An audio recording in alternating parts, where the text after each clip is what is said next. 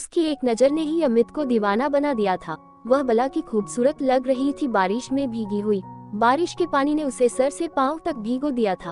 उसके गालों पर लिपटी उसकी जुल्फे किसी को भी दीवाना बनाने के लिए काफी थी। आज सच में सभी अप्सराएं एक ही मूर्ति में समा गई थी। आज के पहले बहुत से चेहरे देखे लेकिन किसी में भी इतनी कशिश नहीं देखी थी। आज सच में धन्यवाद करने का मन कर रहा था उस रोड लाइट का जिसकी मेहरबानी से उनका दीदार हो पा रहा था। वो परेशान थी कि उसकी स्कूटी स्टार्ट नहीं हो रही थी। बारिश में भीगी हुई अपनी जुल्फों को जब अपने गालों से हटाती थी तो उसके गालों का दीदार होता, फिर पानी की एक एक बूंद उसके गोरे गालों से जो टपकती किसी ऋषि मुनि की तपस्या भंग करने के लिए काफी थी। मन इस बारिश का भी शुक्रिया अदा कर रहा था जिसके कारण आज जन्नत के दर्शन जमी पर हो रहे थे। सभी बारिश में रुके थे, मुझे आज भीगने का मन था जिसके कारण आज इस खूबसूरत लम्हे का दीदार कर पाया। और कह है ना कि कभी अपने मन का भी कर लेना चाहिए। मैंने कहा मैं कुछ हेल्प का। उसने पलट कर देखा, उसे इस बात का ख्याल ही नहीं था कि उसके इस कमाल के हुस्न का दीदार कोई बहुत देर से कर रहा है। वह तो अपनी स्कूटी स्टार्ट करने में लगी थी। वह थोड़ी दूर हटी, मैंने एक किक मारी और स्कूटी स्टार्ट हो गई। उसने कहा आप मैकेनिक हैं? मैंने कहा नहीं, बहुत जल्दी में भी कभी कभी गाड़ी स्टार्ट नहीं होती। वह स्कूटी पर बैठ गई, अपना हाथ बढ़ाया, परिणाम है मेरा। मैं अमित। उसका हाथ छोड़ने का मन तो नहीं कर रहा था लेकिन हीरो से जीरो नहीं बनना चाहता था, इसीलिए परी के कोमल हाथों को छोड़ दिया। परी ने बॉय बोला और चली गई। मैं उसे देखता रहा जहाँ तक वह दिखी मुझे। मेरी आंखों से नींद गायब थी, बस यही सोच रहा था कि इस परी से ऐसे क्या फिर मिलूंगा, कभी दोबारा दीदार होंगे या नहीं, उस खूबसूरत गुलाबी चेहरे के उन मुलायम हाथों का स्पर्श कभी होगा।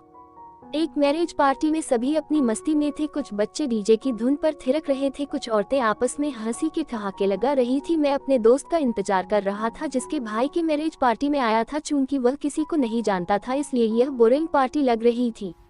अमित बहुत देर के बाद होटल से बाहर चला आया। पार्किंग के पास आकर उसने अपने दोस्त रवि को दोबारा फोन किया। अमित कहाँ है यार, 5 मिनट बोला था और अभी आधे घंटे हो गए। रवि थोड़ा देर रुक, अभी आता हूँ।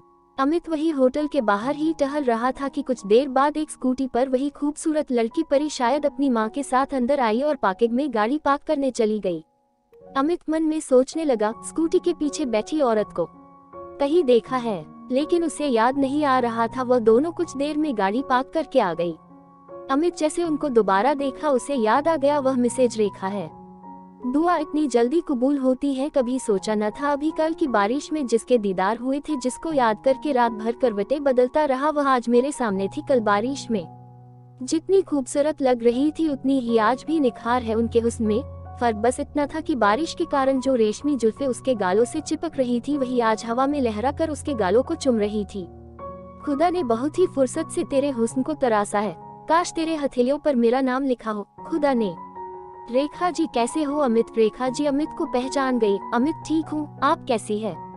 रेखा जी ठीक हूँ। किसी का इंतजार कर रहे हो? अमित रवि का। रेखा जी अच्छा ठीक है, अभी हो ना? अमित जी। रेखा जी तो मिलना, बिना मिले नहीं जाना। रेखा जी ऐसे बात कर रही थी जैसे उसको बरसों से जानती हो। परी और अमित। अमित ठीक हूँ। रेखा कैसे जानती हो तुम अमित को? परी बताया तो था, कल रात बारिश में स्कूटी स्टार्ट नहीं हो रही थी तो अमित। रेखा तो वह अमित था, रवि का दोस्त है। रवि के बर्थडे पार्टी में मुलाकात हुई थी, बहुत अच्छा लड़का है, मुझे घर तक छोड़ा था उस दिन। परी क्या याददाश्त है आपकी, 6 महीने पहले जिससे मिली थी वह याद है? बात करते करते दोनों होटल के अंदर पहुंच गई और वहां मिसेज चड्ढा और उनकी दोनों बेटियों से उनकी मुलाकात हुई। एक इधर रवि भी 15 मिनट में होटल आ गया अपने बड़े भाई और भाभी न्यू कपल के साथ। रवि और भाई अमित, ये है हमारी भाभी, कैसी है? रवि बहुत खुश था अपनी नई नवेली भाभी के साथ। अमित बहुत खूबसूरत है। रवि अंग्रेजी में बोल, हिंदी नहीं समझती हमारी भाभी। क्यों भाभी? रवि ने भाभी की तरफ नहीं देखा, जानता था भाभी उससे घूर रही होंगी। भाभी अंग्रेजी में PhD की थी। अमित वेरी ब्यूटीफुल, हिंदी सीखा देना भाई क्योंकि मेरी अंग्रेजी बहुत अच्छी नहीं है। हंसी के ठहाकों के साथ आगे बढ़ गए। नए जोड़े से मिलने के लिए सब बेकरार थे। दुल्हन से मिलकर बच्चे बहुत खुश थे। वने भी अपने बाकी मित्रों से अमित का परिचय कराया। पार्टी को सब एंजॉय कर रहे थे। अमित फोन पर किसी से बात कर रहा था, उसे लगा कोई उसके पीछे खड़ा है। अमित ने फोन काट दिया। अमित की निगाहें परी को एकटक देखे जा रही थी। परी अमित अमित बुत की तरह खड़ा था। परी ने दोबारा पुकारा। अमित फिर भी एकटक उसे देखे जा रहा था, जैसे उसके कानों तक परी की आवाज जा ही नहीं रही हो। 3-4 आवाज देने के बाद भी जब वह ऐसे ही भूत बना रहा तो इस बार परी ने उसका हाथ पकड़कर पूरा झकझोर दिया। परी, अमित कहाँ खोए हो? अमित थोड़ा हड़बड़ाए हुए, कहीं नहीं। परी, 4-5 बार अमित अमित बुला चुकी, तुम सामने खड़े हो, कुछ बोल ही नहीं रहे हो। कहाँ खोए हो? अमित बात को टालते हुए कैसे कहे कि तुम्हारे ख्वाबों में। कैसी हो? परी, फाइन। अमित, स्कूटी बीच में बंद तो नहीं हुई? परी, नहीं। कल के लिए थैंक्स, मैं आधे घंटे से स्टार्ट कर रही थी, वह स्टार्ट ही नहीं हो रही थी। अमित, एक बात कहूँ? परी की फेंदली बातों से अमित की हिम्मत बढ़ रही थी। परी, बोलो। अमित, तुम बहुत खूबसूरत लग रही हो। परी मुस्कुराते हुए, थैंक यू।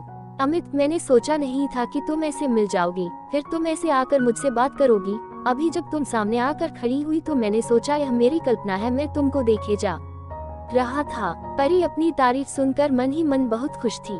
परी, और कल मैंने नोटिस किया, कल भी तुम बहुत ध्यान से देख रहे थे। मेरी मदद के लिए रुके थे या फिर?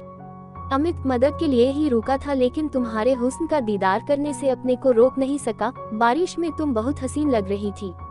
परी, मैं बारिश में परेशान थी, आधे घंटे से भीग रही थी और तुम वहाँ मजे ले रहे थे, झूठा गुस्सा दिखाते हुए। अमित, गलत न समझो, तुम्हारा ध्यान मुझ पर था ही नहीं।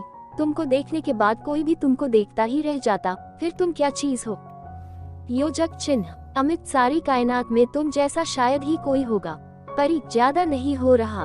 अमित, नहीं, अब दोनों दोस्त बन चुके थे, अब डर नहीं था किसी बात का। अमित, रात भर तुमको ही याद करता रहा।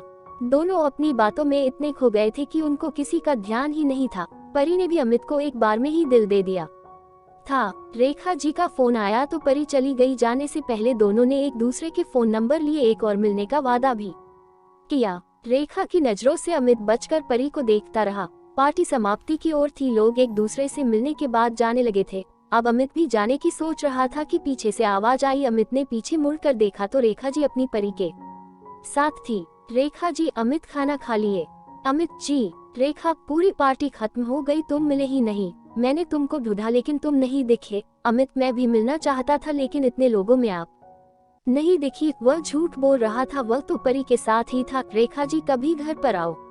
अमित, आओगा, कल संडे है, कल आओ, मैं कल तुम्हारा इंतजार करूंगी। रेखा जी ने अपना नम शून्य दिया और उसका भी नम शून्य लिया। अमित और परी के चेहरे पर एक अलग ही मुस्कान थी और कल फिर से मिलने की खुशी थी। रेखा जी, योजक चिन्ह। अब दोनों के मिलने का सिलसिला शुरू हो गया। कहते हैं दोस्तों, इश्क के राज छुपाए नहीं छुपते। दोनों के रिश्तों की खबर रेखा को भी लग गई, मगर होना क्या था, रेखा को तो अमित पहले से ही पसंद था। उसे अपने दामाद के रूप में पाकर आज वो भी बहुत खुश थी। दोस्तों, बरसात की एक रात ने दो दिलों को हमेशा हमेशा के लिए एक कर दिया था।